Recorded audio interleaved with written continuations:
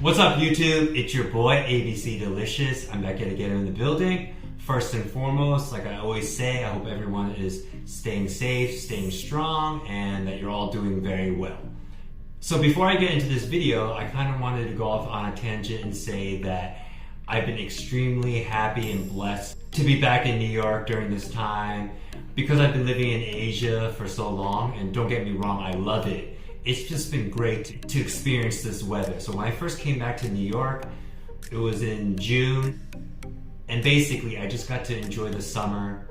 It was really nice. It wasn't that humid. And then right now, I get to also enjoy the nice transition into the fall/winter.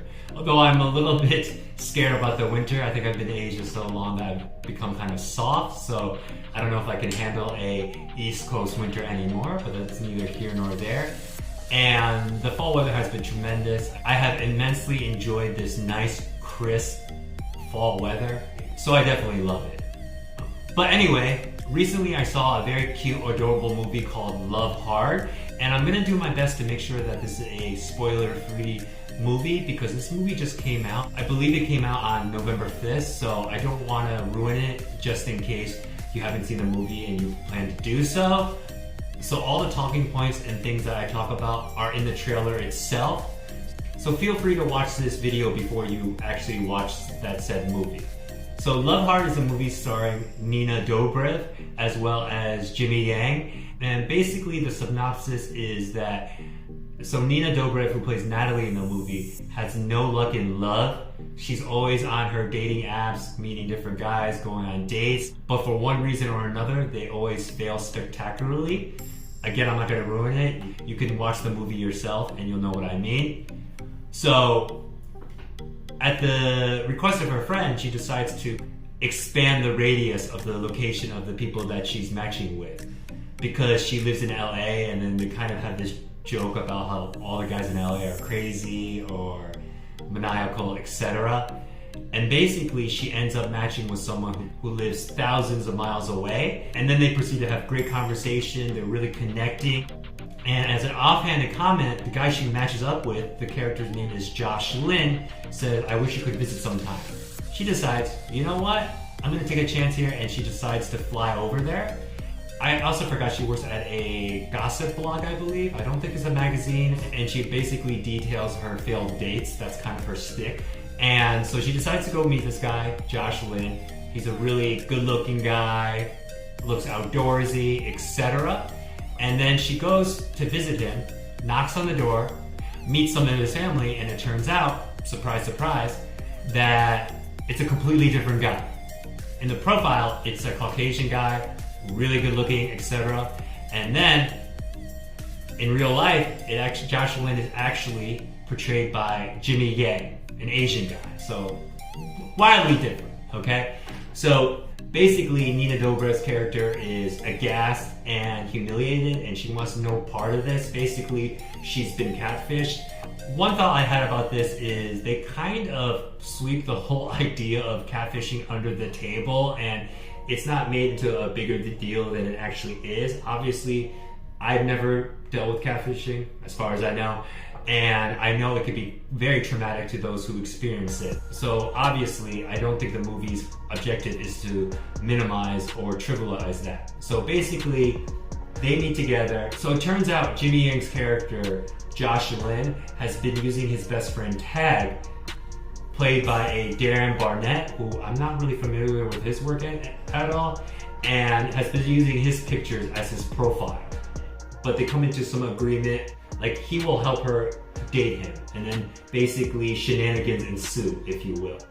I would say the movie is very predictable. You obviously know how it's gonna end, but as they say, even though we know the destination, sometimes the journey itself is fun. So when I was watching the movie, I enjoyed every moment.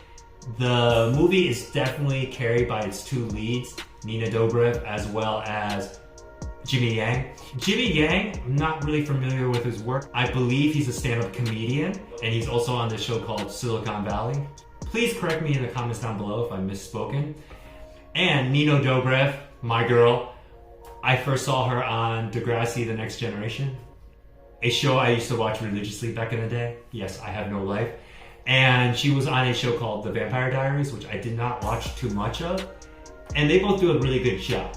For her, she has to kind of play this very optimistic, idealistic woman who is looking for love, but maybe she's looking for love in all the wrong places, if you will.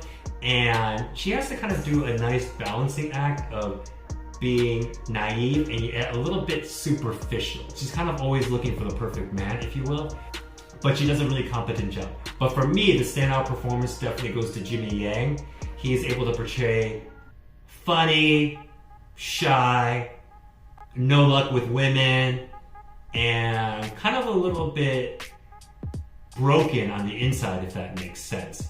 I thought this was a breakout performance by him, and he did a really good job. So I've heard some complaints about the movie, especially from Asian groups saying, like, oh, here's another movie where the Asian lead has to play a stereotypical Asian guy, nerd, buffoon, not good with women, etc.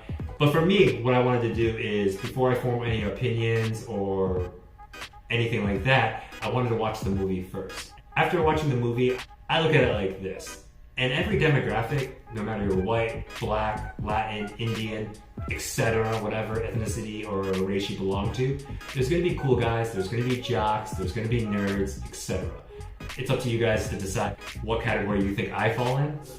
But even though the movie was very predictable, I thought the movie was very cute, fun, adorable, and there's a lot of nice set pieces, singing, and it definitely has a Christmas vibe to it, like holiday season. I know it's still November, so it's maybe a little bit too early. So I always think like holiday movies, they just kind of always make us smile and make us feel good on the inside, which this movie does.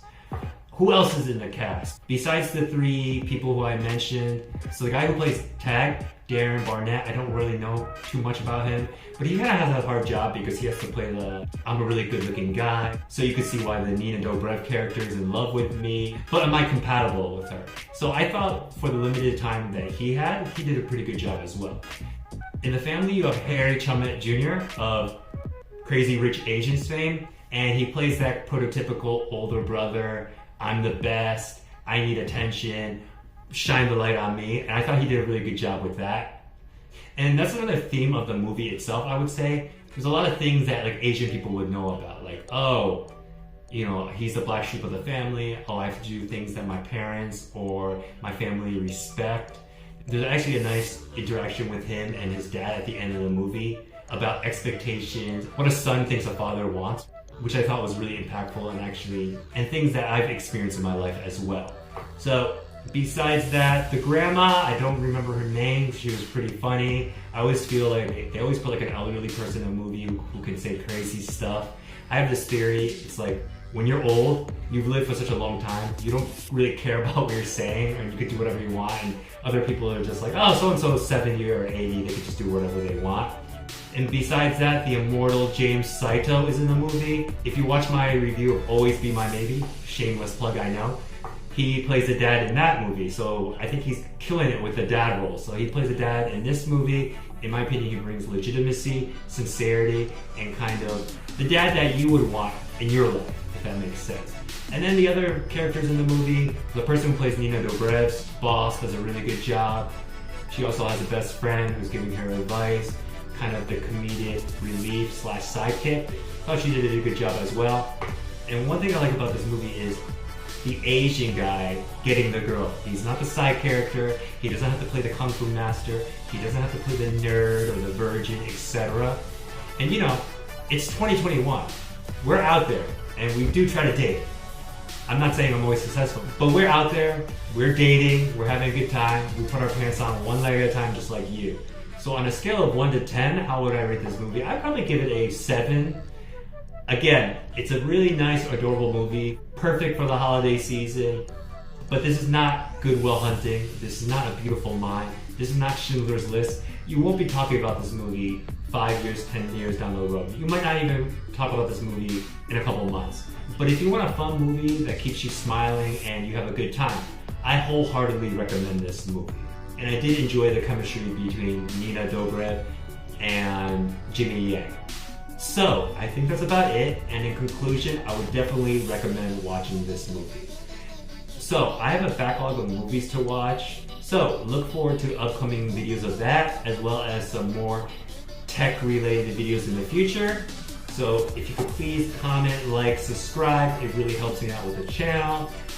And until the next video, peace!